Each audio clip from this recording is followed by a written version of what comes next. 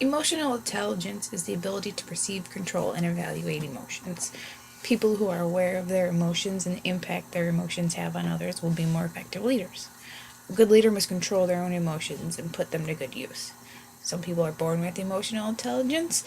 Some have to learn or further strengthen their emotional intelligence in order to develop themselves into good leaders. There are many different aspects into going into emotional intelligence, as you can see in the picture.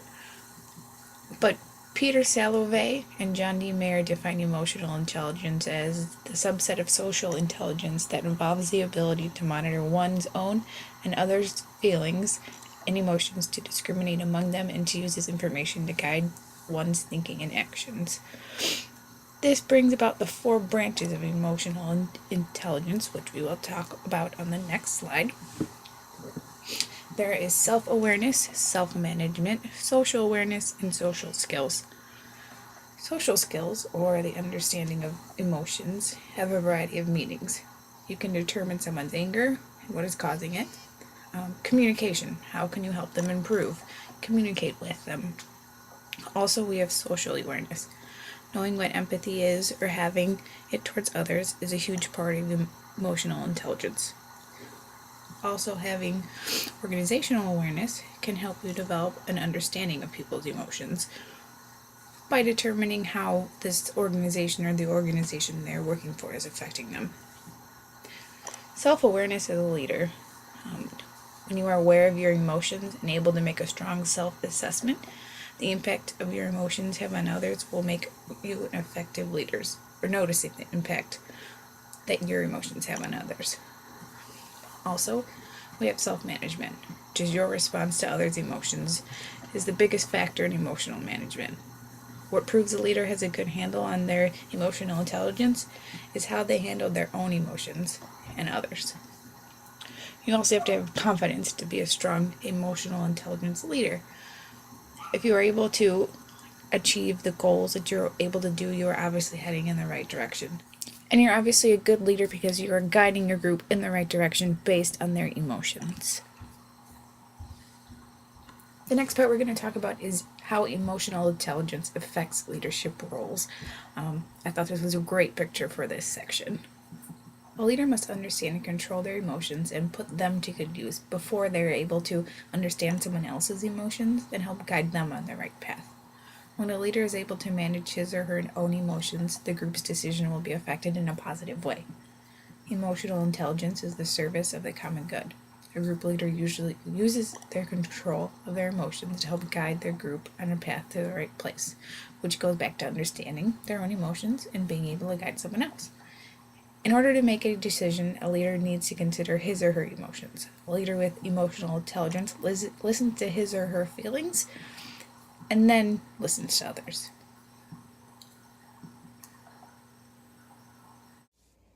Hi there. So, my portion of this is emotional intelligence.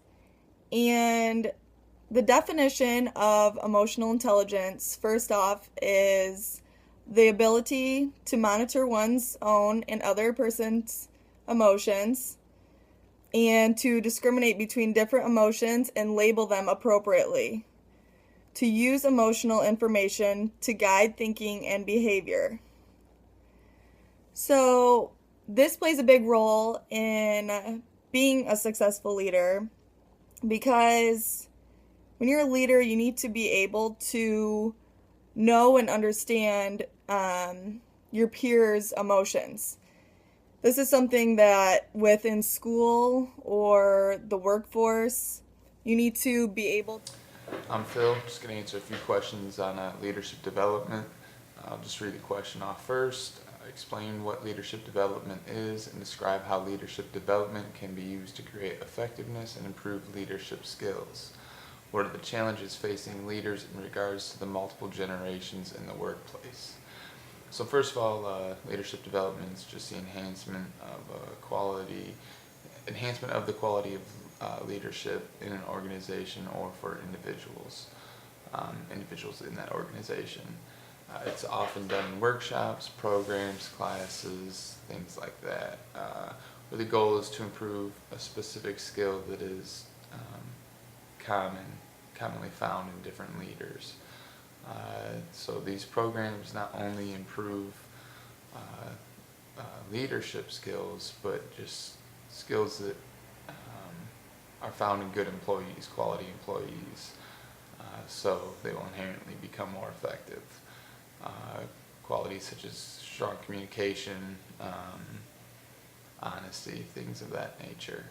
So today's workplace is a mixture of many different ages, so therefore leaders must adapt their styles when dealing with these different people. A 25-year-old recent college graduate is or should not be approached the same way as a 55-year-old worker. With these multiple generations in the workplace at the same time, leaders kind of need to juggle the different appropriate approaches for the different ages they're dealing with. For instance, a 25-year-old may be a little more receptive to receiving instruction over a text message, whereas a 55-year-old worker probably appreciates more traditional forms of communication. So that's it for me. Hello, everybody. My name is Perion Worsham, and I am with Group 1. So therefore, we have the first 4 questions. All right, so I guess we're just going to jump right into it. The first question is, how do leaders create a vision? And what are the attributes that make up a leader's vision? And what is the purpose of the vision? So I'm going to start it off defining what is a vision. In my eyes, a vision is something seen or perceived that doesn't necessarily exist in a natural sense.